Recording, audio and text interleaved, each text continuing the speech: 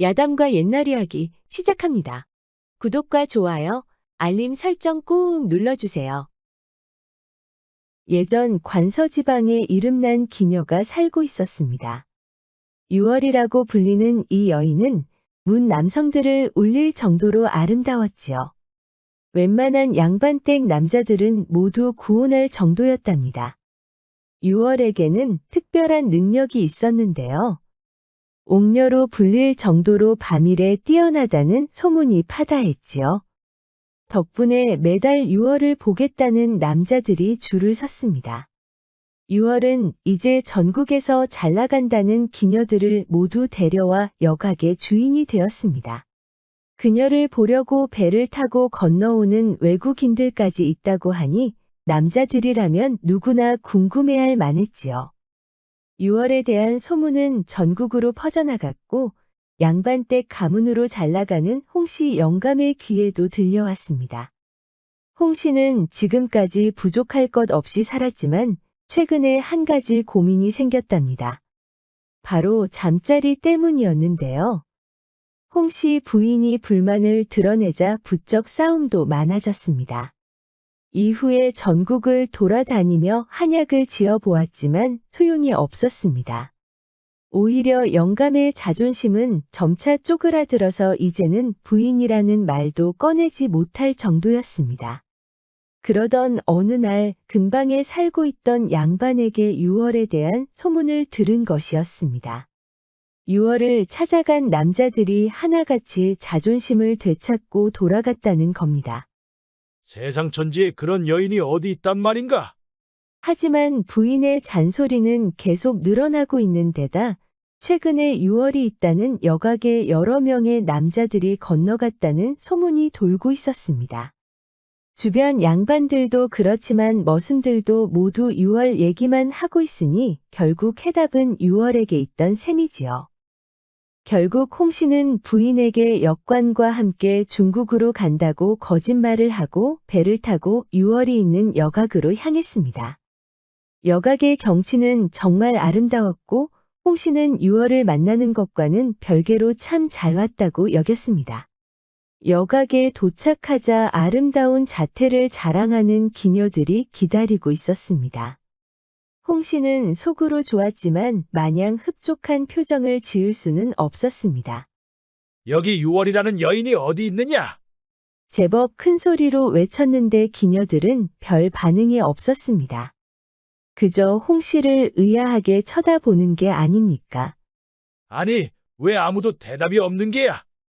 6월이라는 여인이 있기는 한겐가? 그때 배에서 중년의 남자가 한 명 따라 내렸습니다. 나이는 있어 보였지만 몸은 듬직하고 얼굴도 믿음직스러웠습니다. 그가 얼굴을 드러내자 서로 속삭이며 웃는 기생들이 보였습니다. 홍씨는 괜히 기분이 나빠서 더 큰 소리로 6월을 찾았습니다. 날이 어디서 오셨는지 모르겠습니다만 여기서는 6월이라는 이름을 부를 필요가 없습니다. 무엇이라? 자네는 누구길래 그런 터무니없는 농을 하는 겐가? 그러자 중년 남자가 사람 좋은 미소를 지으며 대답했습니다. 저 역시 녹을 먹고 살아온 몸이지요. 나리께서는 어디서 오셨습니까? 홍씨는 입술을 삐죽거렸습니다. 그리 너그럽지 않다는 것을 눈치챈 남자는 어깨를 으쓱하고 말았습니다. 김씨 가문에서 태어난 이 남자 역시 홍씨 못지않게 지체 높은 양반댁 사람이었습니다. 김씨는 홍씨 옆에 서서 눈이 부실 정도로 아름다운 여인들을 구경하고 있었습니다. 대체 이렇게 아리따운 여인들은 어디서 온 것일까요? 홍씨는 대답하지 않았습니다. 그때 뒤에 순진해 보이는 청년 한 명이 따라 내렸습니다. 덩치가 큰 이 청년은 미모의 여인들이 눈앞에 보이자 잔뜩 긴장하고 있었습니다. 홍씨는 6월에 대해 아무도 대답하지 않은 게 화가 났습니다. 6월이 누구냐고 묻는데 왜 아무도 대답을 안 하는 게야? 김씨가 조심히 옆으로 다가와 속삭였습니다. 날이 아까도 말씀드렸지만 여기서는 6월을 부를 필요가 없습니다. 여기 오는 이유는 모두 다 6월 때문에 홍 씨는 김 씨의 말을 끊어버리고 재차 유월을 데려오라고 큰 소리를 쳤습니다. 그때였습니다. 저 멀리서 여인들의 행렬이 보이는 게 아닙니까? 주변의 여인들도 모두 아름다웠지만 행렬을 하고 오는 여인들은 더 세련된 옷을 입고 있어서 눈이 부시게 아름다웠습니다. 순간 3명의 남자들은 멍하고 쳐다보기만 했습니다. 그녀들이 남자들 앞에서 멈추자 가운데에서 부채를 든 여인이 보이는 겁니다. 쓰개 치마에 부채까지 들고 있으니 얼굴이 보이지 않았습니다.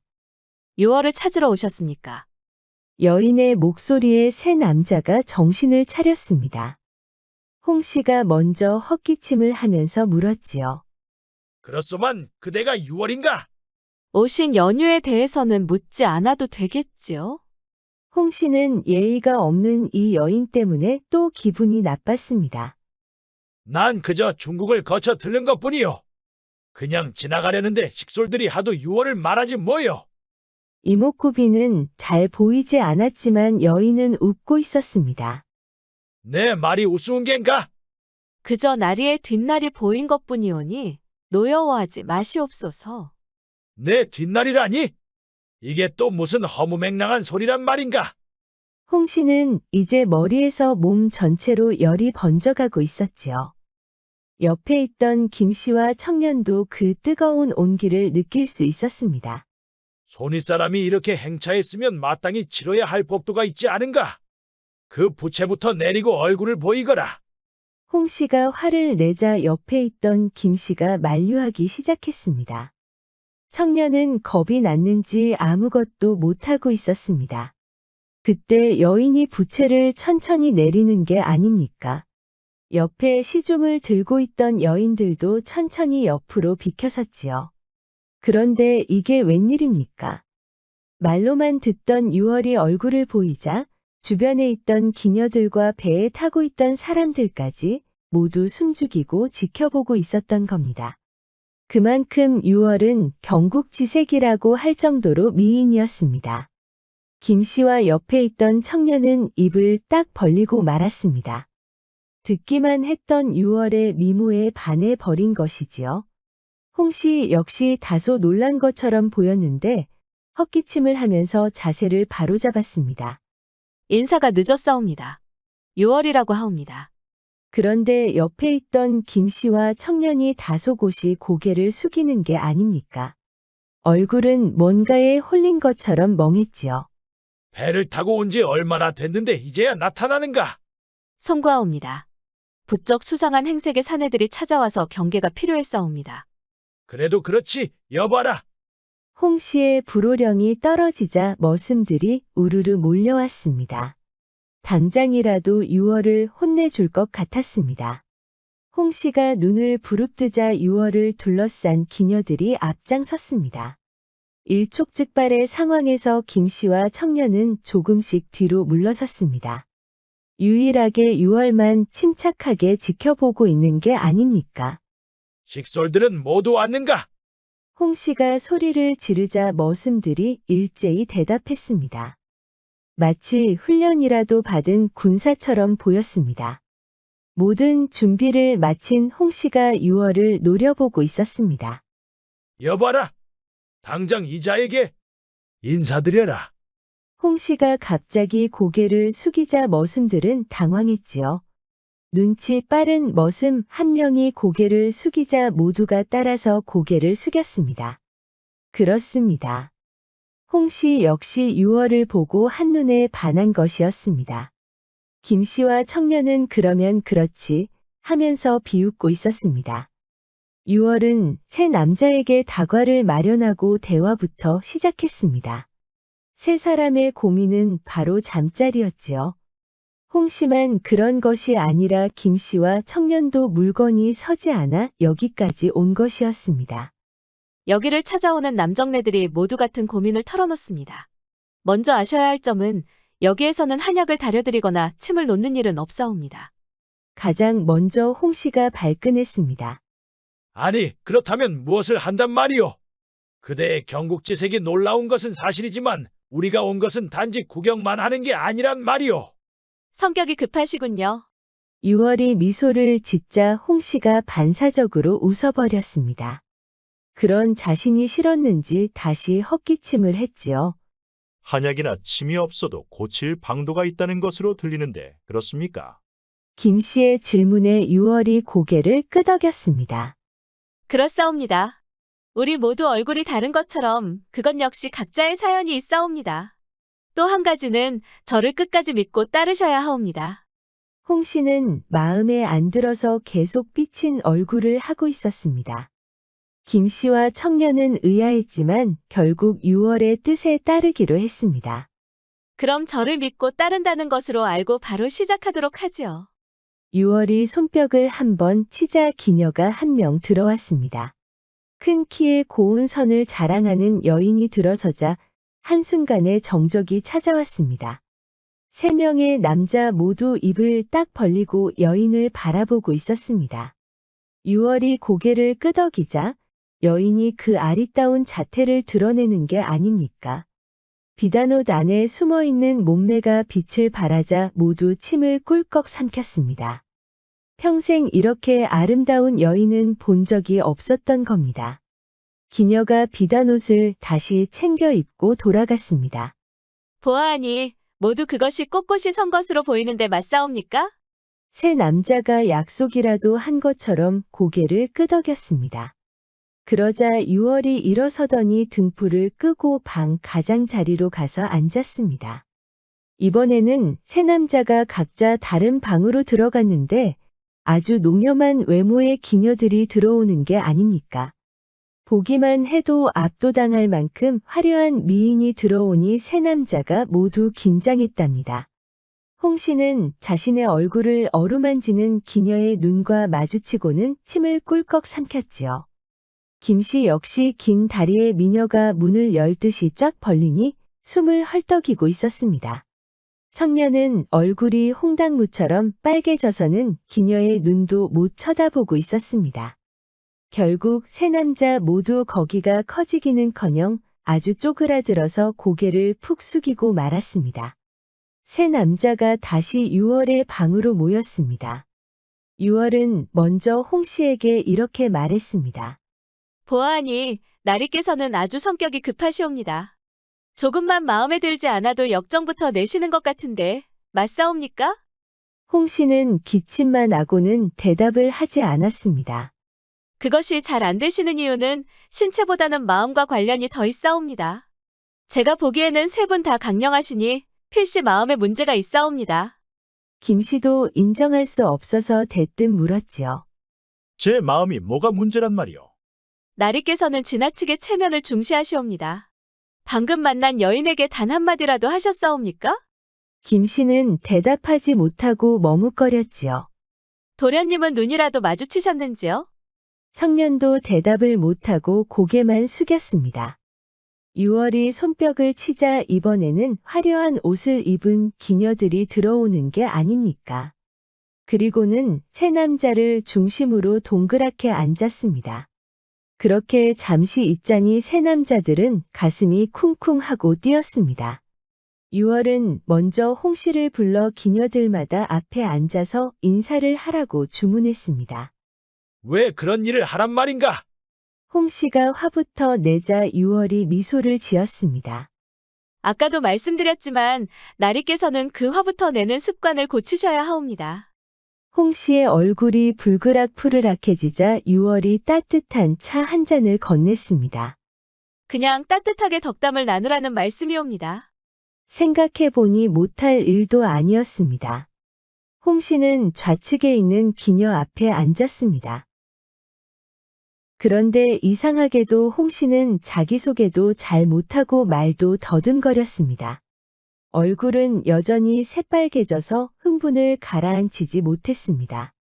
김 씨는 홍 씨처럼 흥분하는 건 아니지만 기녀의 질문에 시원스럽게 대답하지 못하는 것이었습니다.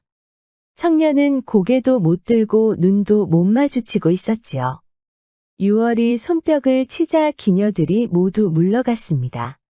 그녀가 말한 대로 홍 씨는 쉽게 화를 내는 성격 때문이었고 김 씨와 청년은 지나치게 체면을 중시하는 것이었죠. 청년은 여자 앞에만 서면 잔뜩 긴장해서 말도 제대로 못 꺼내는 것이었습니다. 문제를 깨닫는 것부터 시작하면 되는 것이옵니다. 그 문제를 외면하시면 절대 해결할 수 없사옵니다. 세 분께서 평소처럼 말씀을 제대로 못하시는 이유는 뭐라 보시옵니까? 홍 씨도 그렇지만 김 씨와 청년도 헛기침만 하고 대답을 못했습니다. 다른 점이 있다면 주변에 아주 어여쁜 기녀들이 보고 있었던 것이죠. 지나치게 긴장하고 흥분했다는 것을 세 남자도 인정할 수밖에 없었습니다. 오늘은 일단 여기까지 하시죠. 내일 다시 시작해 보겠습니다. 기녀들이 모두 나가자 세 남자가 모였습니다. 6월과 기녀들이 있을 때는 아무 소리도 못하더니 갑자기 촉새들처럼 줄줄이 떠드는 게 아닙니까? 그거 참 신기한 일이 아닌가? 기녀들이 보고 있다고 이렇게 긴장을 한다니 말이야. 저 역시 믿어지지 않습니다. 청년은 꿀먹은 벙어리처럼 아무 말도 못했는데 기녀들이 나가니 드디어 입을 열기 시작했습니다. 저도 참 이 일을 어떻게 설명해야 할지 모르겠습니다. 저는 태어날 때부터 글 공부만 하느라 여인에 대해 아무것도 모르옵니다. 갑자기 혼례를 올리는 바람에 부인과도 일을 치르지 못했습니다. 홍 씨가 혀를 찼습니다. 자네는 나보다 더 한심하구먼. 아무리 그래도 그렇지 첫날 밤에 아무런 일도 치르지 못했다는 게 말이나 되는가? 청년이 고개를 숙였습니다. 그렇다고 사과를 할 것까지야 없지 않은가? 이제 보니 자네는 지나치게 상대방의 심기를 신경 쓰는구먼. 나리는 아까부터 보니 체면이 굉장히 중요하신가 봅니다. 무엇이라? 왜 그런 말을 하는가? 기녀가 하는 얘기를 얼핏 들었사온데 말씀 하나하나가 과장되고 꾸밈이 많아서 연희를 하는 것처럼 들린다고 하더이다. 뭐라고? 감히 어떤 기녀가 그런 방자한 말을 한단 말인가? 홍 씨가 손사래를 쳤습니다. 진정하시게? 아까 6월이 한 말 듣지 못했는가? 이런 성격 때문에 그게 잘 되지 않는다 하지 않았나? 잠시 세 남자는 아무 말도 하지 못하고 있었습니다. 그럼 이제 어찌하면 되겠사옵니까? 6월이 한 말대로 잘못된 것을 바로잡아야 할 텐데 저는 정말 여인에 대해 잘 모르옵니다.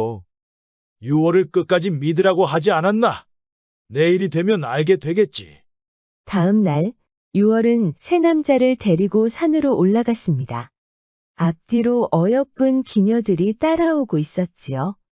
놀라운 건 기녀들 모두 체력이 좋았다는 것이죠.